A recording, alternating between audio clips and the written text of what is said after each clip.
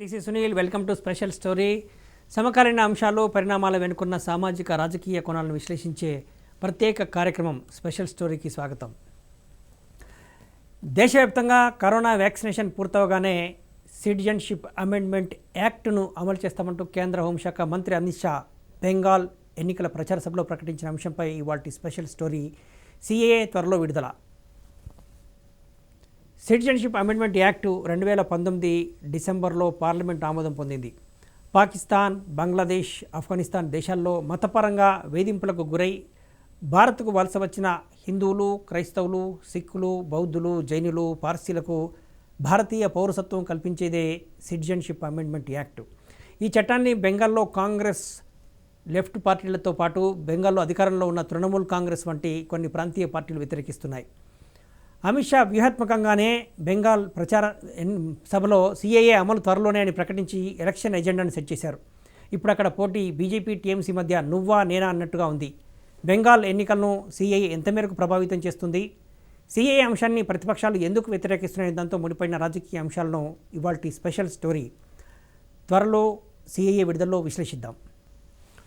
పౌరసత్వ సవరణ చట్టం సిఏఏను అమలుపై వెనుకడుగు వేయబోమని కేంద్ర హోంమంత్రి అమిత్ షా స్పష్టం చేశారు. దేశంలో కరోనా వ్యాక్సినేషన్ ప్రక్రియ పూర్తయిన వెంటనే సిఏఏను అమలును పునఃప్రారంభిస్తామని చెప్పారు. బెంగాల్ ఎన్నికల ప్రచారంలో షా ఈ కామెంట్స్ చేయడం ఆసక్తిని రేకెత్తిస్తున్నాయి. బెంగాల్ సభలో కేంద్ర హోంమంత్రి అమిత్ షా ఏమంటారో చూద్దాం. हम तो वो लोग हैं जो कहते हैं वो करते हैं, जो कहते हैं वो करते हैं. हमने सीए का कानून पारित किया है. मैं आज इस पवित्र भूमि पर वादा कर कर जाता हूं, जैसे ही ये वैक्सीनेशन का काम समाप्त होता है, जैसे ही कोरोना से मुक्ति मिलती है, आप सभी को नागरिकता देने का काम भारतीय जनता पार्टी की सरकार समाप्त. ఎస్, బీజేపీ చెప్పిందే చేస్తుంది అనేటువంటి ప్రకటన కేంద్ర హోంమంత్రి చేశారు. 2018లోనే ఈ సిటిజన్షిప్ అమెండ్మెంట్ యాక్ట్కి సంబంధించి బీజేపీ ప్రకటన చేసింది. ఆ మేరకు 2019 ఎన్నికల్లో కూడా ప్రచారం చేశారు.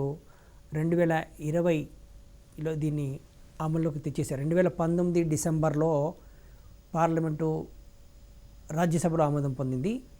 2020 మొదటి నుంచి కూడా ఈ సిఏఏకి వ్యతిరేకంగా దేశవ్యాప్తంగా కాంగ్రెస్, లెఫ్ట్ పార్టీలు, కొన్ని ప్రాంతీయ పార్టీలు నిరసనలు వ్యక్తం చేశాయి. ఎప్పుడైతే ఈ దేశంలో కరోనా మహమ్మారి, ఆ కరోనా వైరస్ వ్యాప్తి చెందడం ప్రారంభించిందో అప్పుడు ఈ నిరసనలు ఆగిపోయాయి. సిఏఏ అమలు కూడా ఆగిపోయింది.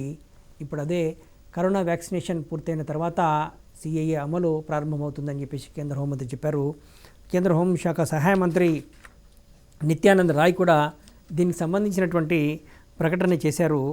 ది సబార్డినేట్ లెజిస్లేషన్కు సంబంధించినటువంటి ఇష్యూస్ కొనసాగుతున్నాయి. అవి మే నుంచి జూన్ కల్లా అయిపోతాయి కాబట్టి జూలైలో దీనికి సంబంధించినటువంటి మార్గదర్శకాలు, సిటిజన్షిప్ అమెండ్మెంట్ యాక్ట్కి సంబంధించినటువంటి మార్గదర్శకాలు విడుదల చేస్తామని నిత్యానంద్ రాయ్ ప్రకటించారు. ఇక దీనిపైన బెంగాల్లో ఎన్నికలను సిటిజన్షిప్ అమెండ్మెంట్ యాక్టు బాగా ప్రభావితం చేస్తుంది. ఎందుకంటే బంగ్లాదేశ్ నుంచి వలస వచ్చినటువంటి మట్వా కమ్యూనిటీ, అమిత్ షా ఆ మట్వాను ఉద్దేశించి ఏర్పాటు చేసినటువంటి సభలోనే మాట్లాడారు. బంగ్లాదేశ్లో 80 లక్షల మంది వరకు ఈ మట్వా కమ్యూనిటీ ఉంటుంది. వాళ్ళంతా కూడా బంగ్లాదేశ్ నుంచి వలస వచ్చారు దేశ విభజన రోజుల్లో అనేటువంటిది. సో దీనికి సంబంధించి సీనియర్ మోస్ట్ విశ్లేషకులు రాక సుధాకర్ రావు గారు ఏమని విశ్లేషిస్తున్నారో చూద్దాం. ఎన్నికలను ఈ మఠ్వా కమ్యూనిటీ బాగా ప్రభావితం చేస్తుంది. సిటిజన్షిప్ అమెండ్మెంట్ యాక్ట్ అనేది వాళ్ళకు అవసరం. ఇప్పుడు ఆ కమ్యూనిటీ అంతా కూడా బీజేపీ వైపు టిల్ట్ అయినట్టయితే బెంగాల్ ఎన్నికల ముఖ చిత్రం అంతా కూడా మారిపోతుంది. 80 లక్షల ఓటర్లు ప్రజలు ఉంటారు అక్కడ అనేటువంటిది. ఆ కమ్యూనిటీకి సంబంధించినటువంటి పెద్ద బీజేపీలో చేరారు కాబట్టి ఇప్పుడు బీజేపీకి అనుకూలంగా ఉండబోతుంది అక్కడ. అలాగే ముస్లింలు కూడా అక్కడ ఉన్నటువంటి మరో ముస్లిం నాయకుడు కూడా తృణమూల్ కాంగ్రెస్తో విభేదించి ప్రాంతీయ పార్టీ ఏర్పాటు చేసేటువంటి ప్రయత్నంలో ఉన్నారు. ఎంఐఎం కూడా అక్కడ 30 అసెంబ్లీ సెగ్మెంట్లో పోటీ చేయాలనుకుంటుంది. అక్కడ ఉన్నటువంటి స్థానిక ముస్లిం నాయకులు ఎంఐఎం కలిసి పోటీ చేసినట్టయితే ముస్లింల ఓటు చీలి తృణమూల్ కాంగ్రెస్ ఓడిపోయే ప్రమాదం ఉంది అనేటువంటిది బీజేపీ దూసుకెళ్తుంది ఆ మేరకు అనేటువంటి విశ్లేషణలు బెంగాల్ రాజకీయాలపైన సీనియర్ మోస్ట్ విశ్లేషకులు రాకా సుధాకర్ గారు ఏమన్నారు చూద్దాం. సిఏఏ అమలు అనేది ఎంతో అవసరమన్నారు పొలిటికల్ అనలిస్ట్ రాకా సుధాకర్. బెంగాల్లో శరణార్థులు ఎక్కువగా ఉన్నారు, అయితే అమిత్ షా సిఏఏ ప్రకటన వెనుక పెద్ద వ్యూహమే ఉందంటున్నారు ఆయన. రాకా సుధాకర్ ఎలా విశ్లేషిస్తున్నారు చూద్దాం. తూర్పు బెంగాల్ అంటే నేడు బంగ్లాదేశ్, అప్పట్లో తూర్పు పాకిస్తాన్ ఏదైతే ఉందో అక్కడి నుంచి శరణార్థులుగా వచ్చినటువంటి వాళ్ళు, వీళ్ళలో చాలా మందికి పౌరసత్వం లేదు, రకరకాల ఇబ్బందులు పడుతున్నటువంటి పేద దళిత వర్గాలు, వీళ్ళందరూ కూడాను దాదాపు 80 లక్షల మంది ఉంటారు బెంగాల్లో. ఈ 80 లక్షల మంది కూడాను ఎక్కువ భాగము సౌత్ బెంగాల్లో ఉంటారు. కాబట్టి ఈ 2 స్తంభాల మీద మమతా బెనర్జీ ప్రభుత్వం ఆధారపడింది. సాలిడ్ ముస్లిం సపోర్ట్, సాలిడ్ మటువా లేదా నొమశూద్ర సపోర్ట్. ముస్లిం సముదాయం దగ్గరకు వచ్చేటప్పటికి దక్షిణ బెంగాల్లో ఉన్నటువంటి ఫుర్ఫురా షరీఫ్ అనేటటువంటి ఒక ఇస్లామిక్ ఇన్స్టిట్యూషన్ ఉంది. ఆ ఫుర్ఫురా షరీఫ్కి దాదాపు ఒక 3-4 వేల మసీదుల పైన నియంత్రణ ఉంది. దక్షిణ బెంగాల్లోని ముస్లిం ఓట్ల పైన చాలా పెద్ద ఎత్తున ప్రభావం ఉంది. వీళ్ళు ట్రెడిషనల్గా తృణమూల్ కాంగ్రెస్ని సపోర్ట్ చేస్తూ వచ్చారు. ఈసారి ఆ పరిస్థితి లేదు. సో ఇప్పుడు మటువా ఓట్లు కూడా 2గా చీలే ప్రమాదం ఉంది. ఒక పెద్ద వర్గము బీజేపీ వైపు వస్తుంది, మిగిలిన వాళ్ళు తృణమూల్తో పాటు ఉండేటటువంటి అవకాశం ఉంది. సిపిఎంకి కానీ కాంగ్రెస్ కానీ వీళ్ళు ఓటు వేయరు. కాబట్టి మటువా ఓటు డివైడ్ అవుతోంది ఒకటి. రెండవది ముస్లిం ఓటు డివైడ్ అయ్యే సూచనలు ఉన్నాయి. సో ఈ 2 కూడా ఓవరాల్ మమతా టాలీని దెబ్బతీసేటటువంటి అవకాశం ఉంది. ఎస్, అక్కడ ముస్లింల ఓటు బ్యాంక్ మీదనే మమతా రాజకీయ భవిష్యత్తు ఆధారపడింది. 27 నుంచి 30% వరకు అక్కడ ముస్లింలు ఉంటారు. అందుకే ఈ సిఏఏ సిటిజన్షిప్ అమెండ్మెంట్ యాక్ట్ను మమతా బెనర్జీ తీవ్రంగా వ్యతిరేకిస్తోంది. దాంతో అక్కడ ఉన్నటువంటి హిందువులంతా కూడా మమతా తీరును తప్పుపడుతున్నారు. అక్కడ పోలరైజేషన్ స్పష్టంగా కనపడుతుంది టువర్డ్స్ బీజేపీ. హిందువులు బీజేపీ వైపు మొగ్గు చూపినట్టయితే అక్కడ మమతా బెనర్జీ గెలవడం అనేది అంత సులువు కాదు. ఇదే అంశాన్ని మరో సీనియర్ విశ్లేషకులు పెంటపాటి పుల్లారావు గారు కూడా చెప్తున్నారు. ఆయన ఏమంటున్నారో చూద్దాం. కేంద్రం తీరి చూస్తుంటే ఖచ్చితంగా సీఏ అమలు చేసేలా ఉందంటున్నారు political analyst doctor Pentapati Pullarao. దేశ భద్రతకు సీఏ నుంచి స్టెప్ అని చెప్పుకొచ్చారు ఆయన. బెంగాల్లో కూడా ఈ ప్రభావం ఖచ్చితంగా ఉండి తీరుతుందంటున్నారు. పెంటపాటి పుల్లారావు గారు ఏమంటారో చూద్దాం. ఎలక్షన్లో చాలా ఉపయోగపడతాయి. ఎందుకంటే 27%, 30% ముస్లిం జనాభా ఉన్నారు. వాళ్ళు ఎక్కువ మంది మమతా బెనర్జీకి, కాంగ్రెస్కి, వామపక్షాలకు వేస్తారు. మిగతా జనంలో బీజేపీ గెలవాలంటే ఓట్లు తెచ్చుకోవాలి. కాబట్టి ఈ పాలసీ అమిత్ షా చెప్పింది, స్పష్టంగా చెప్పింది, ఉపయోగపడతారు బీజేపీకి. అందువల్లే భారత్ హోమ్ మినిస్టర్ స్పష్టంగా మాట ఇచ్చాడు. వ్యాక్సినేషన్ టైంలో చేయలేం, కరోనా టైంలోనే చేసేద్దాం, కానీ కుదరలేదు. సో సిఏఏ ఎలక్షన్ అవ్వాక వెస్ట్ బెంగాల్లో బీజేపీ గవర్నమెంట్ ఫామ్ చేసినా చేయకపోయినా సెంట్రల్ గవర్నమెంట్ మాత్రం సిఏఏ ఇంప్లిమెంట్ చేస్తాం మొదలు పెడతారు. ఈ విషయంలో మనం మర్చిపోకూడదు. షాహీన్ బాగ్లో కూడా ఈవేళ రైతులు యాజిటేషన్ లాగా వాళ్ళు కూడా హైవే ఆక్యుపై చేశారు, చాలా గొడవ అయింది. సో మనం రాబోయే రోజుల్లో చూసేది ఏంటంటే ఎలక్షన్లో ఎలా ఉపయోగపడినా బీజేపీ గవర్నమెంట్ ఫామ్ చేసినా చేయకపోయినా బెంగాల్లో మాత్రం సెంట్రల్ గవర్నమెంట్ ఈ చట్టాన్ని పాటించడం మొదలు పెడతారు. దానికి మమతా బెనర్జీ ఎందుకు ఓపోజ్ చేస్తుందో చెప్పాం. కాబట్టి కొన్ని క్లాషెస్ వస్తాయి, కానీ ఇది ఒక కొత్త థియరీ, కొత్త విషయం. భారతదేశంలోకి ఎవరు పడితే వాళ్ళు రాకూడదు. అలాగే ఒక 50,000 లక్ష మంది రోహింగ్యాస్ వచ్చారు. వాళ్ళ గతి మంచిది కాదు, అదృష్టవంతులు కాదు. కానీ మన దేశంలోకి రావటం ఏంటి? పాస్పోర్ట్స్ లేకుండా, ఏం లేకుండా ఎవరు వచ్చారు, ఎవరెక్కడ ఉన్నారో మనకు తెలియదు. కాబట్టి ఇలాంటి చట్టాలు దేశ సెక్యూరిటీకి కొద్దిగా ఇంప్రూవ్ అవుతుంది. టెర్రరిజం అయ్యి ఎవరు వచ్చారో ఎవరు వెళ్ళిపోతున్నారో తెలియకుండా ఉండకుండా ఉంటుందని ఒక మంచి స్టెప్ అని చాలామంది భావిస్తున్నారు సిఏఏ గురించి. ఎస్, రాజకీయ విశ్లేషకుల వాళ్ళ విశ్లేషణ బట్టి చూస్తుంటే బెంగాల్లో సిటిజన్షిప్ అమెండ్మెంట్ యాక్ట్ ప్రభావం చాలా స్పష్టంగా ఉండేట్టుగా కనపడుతుంది. అక్కడ ముస్లింల జనాభా ఎక్కువగా ఉండడం, ఈ చట్టము ముస్లింలతో ముడిపడి ఉండడం, బంగ్లాదేశ్ నుంచి ఎక్కువగా శరణార్థులు బెంగాల్కి వచ్చి ఉండడం, ఇలాంటి అన్ని అంశాల రీత్యా అక్కడ ఉన్నటువంటి మటువా కమ్యూనిటీ లాంటివి, వీటి కారణాల రీత్యా బెంగాల్లో పోలరైజేషన్ స్పష్టం. ఆ పోలరైజేషన్ టువర్డ్స్ బీజేపీ, హిందుత్వ, ఈ అంశాలన్నీ కూడా బెంగాల్లో మమతా బెనర్జీ భవితవ్యాన్ని ఖరారు చేయబోతున్నాయి. రేపు మేలో జరిగిపోయేటువంటి అసెంబ్లీ ఎన్నికల్లోపట గత 2019 లోక్సభ ఎన్నికల్లోనే 42 లోక్సభ స్థానాలు ఉన్నటువంటి బెంగాల్లో 18 సీట్లు బీజేపీ గెలుచుకుంది. అప్పుడే అర్థమైపోయింది ఇక వచ్చే అసెంబ్లీ ఎన్నికల్లోపట పోటీ నువ్వా నేనా అన్నట్టుగా ఉంటుంది బీజేపీకి తృణమూల్ కాంగ్రెస్కు మధ్య. ఇప్పుడు రోజు రోజుకు బీజేపీ గ్రాఫ్ పెరుగుతోంది, టీఎంసీ గ్రాఫ్ తగ్గుతోంది. పోలింగ్ నాటికి ఇది బీజేపీ గ్రాఫ్ మరింత పెరిగినట్టయితే అక్కడ బీజేపీ 175 అసెంబ్లీ సీట్లను గెలుచుకుని అధికారంలోకి రావడం పెద్ద కష్టమేమీ కాదు అనేటువంటి విశ్లేషణ వినిపిస్తున్నాయి. ఇక ఇదే అంశాన్ని కాంగ్రెస్, లెఫ్ట్ పార్టీలు మాత్రం తీవ్రంగా వ్యతిరేకిస్తున్నాయి. మొదటి నుంచి కూడా ఎప్పుడైతే 2019 లోక్సభ ఎన్నికల తర్వాత అధికారంలో ఉన్నటువంటి బీజేపీ ఈ సిటిజన్షిప్ అమెండ్మెంట్ యాక్ట్ అంశాన్ని లేవనెత్తిందో అప్పటి నుంచి కూడా వీళ్ళు వ్యతిరేకిస్తూ ఉన్నారు. సిపిఐ జాతీయ నేత నారాయణ ఏమంటారో చూద్దాం. ఇక సిఏఏ అమలుపై సిపిఐ జాతీయ కార్యదర్శి నారాయణ మండిపడ్డారు. ఓట్ల కోసం బీజేపీ ఏదైనా చేస్తుందని మండిపడ్డారు ఆయన.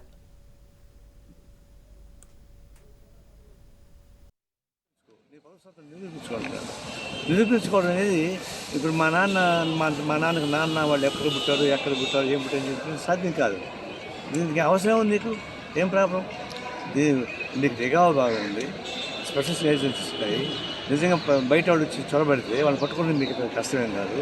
మీరు ఈజీగా పోయే సమస్యని సాధించేటువంటి అర్థం రేపు రాబోయే ఎన్నికల్లో ఈ డివిజన్ పెట్టడం ద్వారా డివిజన్ పాలిటిక్స్ నుంచి ఓట్లు లబ్ధి పొందడానికి ఉపయోగపడే సంకుచిత స్వభావం తప్ప కానే కాదు.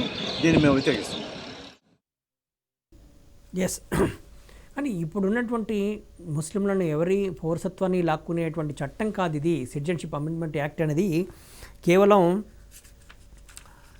పాకిస్తాన్, బంగ్లాదేశ్, ఆఫ్ఘనిస్తాన్ దేశాల్లో వేధింపులకు గురై భారత్కు వలస వచ్చినటువంటి హిందువులు, క్రిస్టియన్లు, సిక్కులు, బౌద్ధులు, జైనులు, పార్సీలు, ఈ 6 మతస్థులు వారికి ఆ దేశాల్లో, ఎందుకంటే ఆ 3 దేశాలు మత ప్రాతిపదికన ఇస్లామిక్ దేశాలు, ఆ ఇస్లామిక్ దేశాల్లో వీళ్ళంతా కూడా ముస్లిమేతరులు కాబట్టి వీళ్ళను సెకండ్ క్లాస్ సిటిజన్లుగానే చూస్తారు. కాబట్టి ఆ రకమైనటువంటి మతపరమైన వేధింపులకు ఈ 6 మతస్థులు గురయ్యారు. కాబట్టి వాళ్లకు మన ఆ 3 దేశాలు కూడా భారత్తో సరిహద్దును పంచుకుంటున్నాయి. కాబట్టి వాళ్ళకి ఇక్కడ సిటిజన్షిప్ ఇవ్వాలనేటువంటిది. గతంలో ఎవరైనా ఇతర మతస్థులు వచ్చినట్టయితే, ముస్లింలు వచ్చినట్టయితే వాళ్ళకి ఇవ్వకూడదు అనేటువంటిదే. కానీ ఇక్కడ ఉన్నటువంటి ముస్లింలకు ఈ సిటిజన్షిప్ను నిరాకరించినటువంటిది కాదు అని చెప్పేసి బీజేపీ చెబుతూ వస్తుంది. 2014 డిసెంబర్ 31కి ముందు భారత్కు వలస వచ్చిన వారికి ఈ చట్టం వర్తిస్తుందని కేంద్ర ప్రభుత్వం స్పష్టం చేసినప్పటికీ కూడా ఓటు బ్యాంకు రాజకీయాలు, ముస్లిం సంతుష్టీకరణ అనేటువంటి విధానం, అపీజ్మెంట్ పాలసీ కాంగ్రెస్, లెఫ్ట్ పార్టీలు చేస్తూనే ఉంటాయి. మరో లెఫ్ట్ నాయకుడు, ఆంధ్రప్రదేశ్ సిపిఐ సహాయ కార్యదర్శి ముప్పల లక్ష్మణ నాగేశ్వరరావు కూడా ఇదే అంశాన్ని చెప్తున్నారు. సిఏఏను తాము వ్యతిరేకిస్తున్నట్లు ఏపీ సిపిఐ నేత నాగేశ్వరరావు చెప్పారు. ఇది మత ప్రాతిపదికన చేయడం కరెక్ట్ కాదనేటువంటిదే ఆయన వాదన. ఏమన్నారో చూద్దాం. జనతా పార్టీ, దాని అధినేతలు ప్రధాని మోడీ, హోంమంత్రి అమిత్ షాలు భారతదేశాన్ని ఒక హిందుత్వ దేశంగా తయారు చేయాలని ఊగిళ్ళూరుతున్నారు. ఆర్ఎస్ఎస్, విశ్వ హిందూ పరిషత్, బజరంగ దళ్ లాంటి ఈ సంస్థల ఎజెండాని అమలు జరిపే ప్రయత్నం చేస్తున్నారు.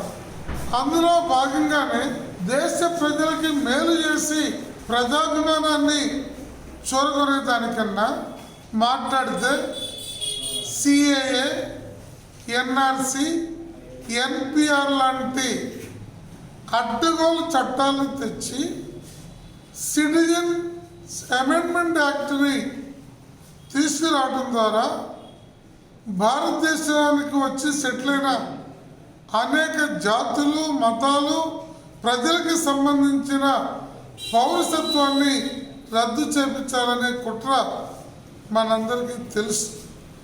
దీని మీద దేశవ్యాప్తంగా అభ్యుదయ శక్తులు ప్రతిఘటించినాయి, మైనారిటీలు ప్రతిఘటించారు.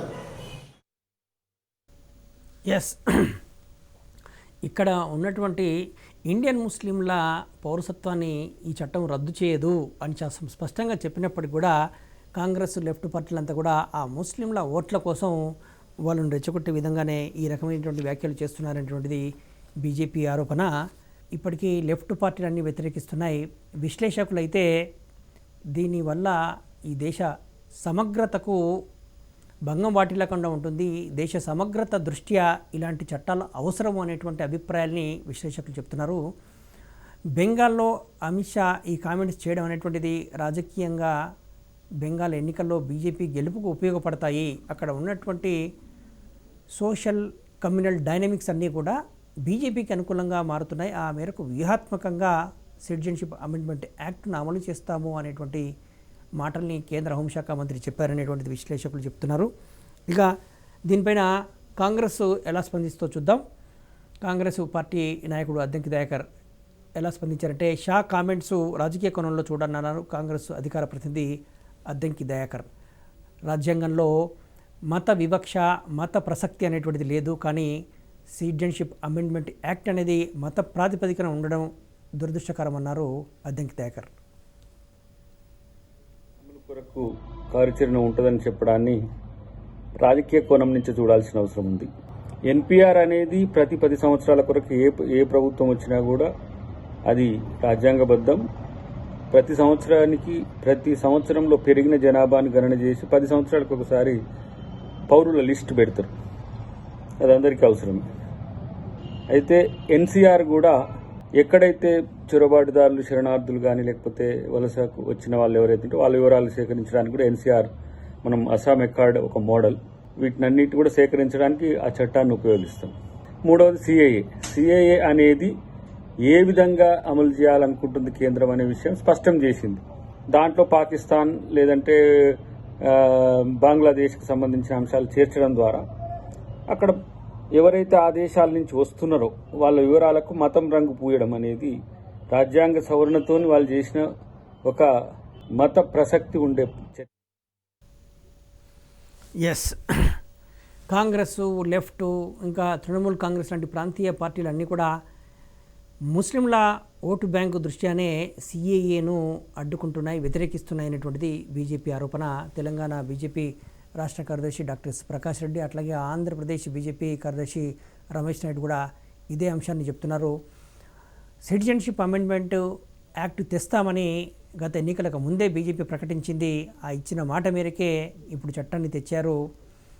దేశవ్యాప్తంగా జాతీయ సమైక్యత, జాతీయ సమగ్రత దృష్టిలో పెట్టుకుని కేంద్రంలో ఉన్నటువంటి మోదీ సర్కార్ తెస్తున్నటువంటి చట్టం అన్ని అంశాలను పరిగణలోకి తీసుకొని చేస్తున్నారు. కానీ కొద్దిమంది కాంగ్రెస్, లెఫ్ట్ ఇలాంటి పార్టీలన్నీ కూడా ముస్లింల ఓట్ల కోసమే దాన్ని వ్యతిరేకిస్తున్నటువంటిది బీజేపీ నేతల ఆరోపణ. ఆ బీజేపీ నాయకులు డాక్టర్ ఎస్ ప్రకాష్ రెడ్డి, రమేష్ నాయుడు ఏం మాట్లాడారో చూద్దాం. ఏ పార్టీ అయినా సరే, ఏ ప్రభుత్వం అయినా సరే, భారతదేశానికి శరణార్థులుగా వచ్చినటువంటి సిటిజన్స్ అందరినీ కూడా భారత పౌరులకు గుర్తించాలి. రోహింగ్యాలను గుర్తించాలని చెబుతున్నటువంటి రోహింగ్యాలకు కాందిశీకులుగా అవకాశం కల్పించాలని డిమాండ్ చేస్తున్న రాజకీయ పార్టీలు భారతదేశానికి కాందిశీకులుగా 40-50 సంవత్సరాల నుంచి వచ్చిన వాళ్ళకి సిటిజన్షిప్ ఇవ్వకపోవడం, పౌరసత్వం ఇవ్వకపోవడం, వాళ్ళ యొక్క కుహానా సెక్యులరిజం లేదా ఒక మతానికి వాళ్ళు సహకరిస్తున్నారు, ఒక మతం కోసం, మతం యొక్క ఓట్ల కోసం వాళ్ళు నిర్ణయాలు తీసుకుంటారన్న దానికి మనకు ఉదాహరణ కనపడుతుంది. కాబట్టి ఈ విషయంలో చాలా స్పష్టంగా భారతీయ జనతా పార్టీ మేము సిటిజన్స్ అమెండ్మెంట్ యాక్ట్ని అమలు చేయాలి. భారతదేశానికి కాందిశీకులుగా లేదా విదేశాలలో దౌర్జన్యాలకు భారతదేశానికి వచ్చినటువంటి వాళ్ళందరికీ కూడా పౌరసత్వం ఇవ్వాలని డిమాండ్ చేస్తున్నాం. ఇది ఒకటే కాదు, ఒక బంగ్లాదేశ్ ఒకటే కాదు, ఈవెన్ బర్మా నుంచి రోహింగ్యాలను కూడా వాళ్ళకి భారతదేశంలో ఉండాలి, తిండి పెట్టాలని డిమాండ్ చేస్తున్నటువంటి కమ్యూనిస్టు పార్టీలు ఉన్నాయి, అదేవిధంగా మమతా బెనర్జీ లాంటి పార్టీలు ఉన్నాయి, అదేవిధంగా కాంగ్రెస్ పార్టీ కూడా వీళ్ళకి వంత పడుతుంది. వీటన్నిటినీ కాదని సిఐఏ అమలు చేయడం ద్వారా రాబోయే రోజుల్లో ప్రత్యేకమైనటువంటి ఒక స్పష్టమైనటువంటి సంకేతాన్ని దేశానికి ఇవ్వబోతున్నాం. ఆ సంకేతం ద్వారా ఎవరైనా సరే విదేశాల నుంచి అక్రమ చొరబాట్లదారులందరికీ కూడా రాకుండా ఉండేందుకు అక్రమ చొరబాటుదారులను గుర్తించిన తర్వాత ఎన్ఆర్ఏ ఇంప్లిమెంటేషన్ చేసిన నేషనల్ సిటిజన్స్ యాక్ట్ దాన్ని ఇంప్లిమెంట్ చేసిన తర్వాత రాబోయే రోజుల్లో ఇంకా చాలా విషయాలు బయటకు వస్తే భారతదేశ యొక్క సమగ్రతని కాపాడేటువంటి దాంట్లో ఇది ఒక మెట్టు మాత్రం నేను భావిస్తాను. చర్యలు తీసుకోబోతున్నామని చెప్పి అమిత్ షా గారు స్వయంగా పశ్చిమ బెంగాల్లో సభలో ప్రకటించడం ఏదైతే ఉందో అది చాలా సంతోషకరమైనటువంటి విషయం. ఇది దేశ హితం కోసం, దేశ రక్షణ కోసం, ఈ దేశంలో ఉన్నటువంటి మెజార్టీ ప్రజలైనటువంటి హిందువుల యొక్క మనోభావాలు, అభద్రత తొలగించడం కోసం, రక్షించడం కోసం తీసుకుంటున్నటువంటి నిర్ణయమే. ఈ దేశంలో ఉన్నటువంటి రాజ్యాంగం ఏదైతే ఉందో ఆ రాజ్యాంగం అందరికీ, అన్ని వర్గాల వారికి సమాన హక్కులు కల్పించింది. కానీ ఇతర దేశాల్లో ఉన్నటువంటి వ్యక్తులందరూ కూడా భారతదేశంలోకి చొరబాటడం, ఇక్కడ పౌరసత్వం పొందడానికి హక్కులు కల్పించలేదనేటువంటి విషయం కాంగ్రెస్, కమ్యూనిస్టు తదితర కుహానా మేధావులు ఎవరైతే ఉన్నారో వాళ్ళందరూ కూడా గుర్తించాలి. తప్పనిసరిగా ఈ దేశంలో మెజార్టీ హిందువుల యొక్క ఆలోచన విధానానికి తగ్గట్టు ఈ దేశంలో ఈ మట్టితో ఎవరికైతే సంబంధాలు ఉన్నాయో అలాంటి మైనార్టీలు సైతం సమానంగా జీవించేటువంటి అవకాశాలు ఉన్నాయి. చర్యలు తీసుకు ఎస్,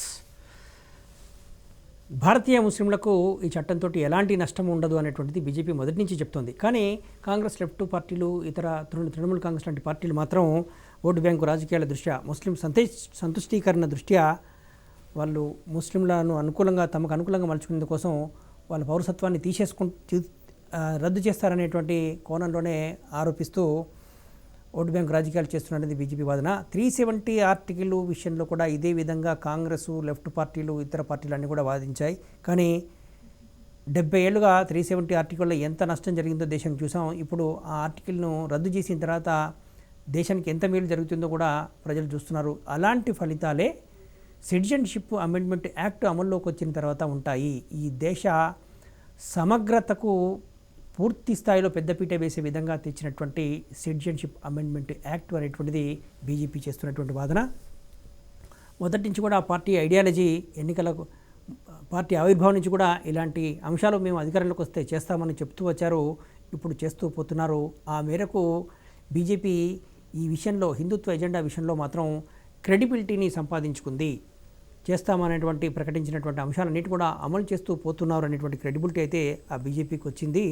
చాలా అంశాల లోపల ఇక్కడ మత ప్రసక్తి, మత వివక్ష అనేటువంటిది కేవలం ఈ రైట్స్కు మాత్రమే, కానీ ఇలాంటి సిటిజన్షిప్కు వాటికి కాదు అనేటువంటిదే బీజేపీ చేస్తున్నటువంటి వాదన.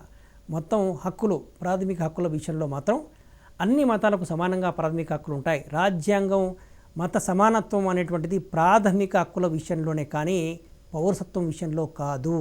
ఈ పౌరసత్వం విషయంలో ఈ మత సమానత్వం అనేటువంటిది తీసుకొచ్చి కన్ఫ్యూజ్ చేస్తున్నారు కాంగ్రెస్, లెఫ్ట్ పార్టీలు అనేటువంటిది. మత ప్రాతిపదికనే భారతదేశం నుంచి పాకిస్తాను, బంగ్లాదేశ్లు విడిపోయాయి.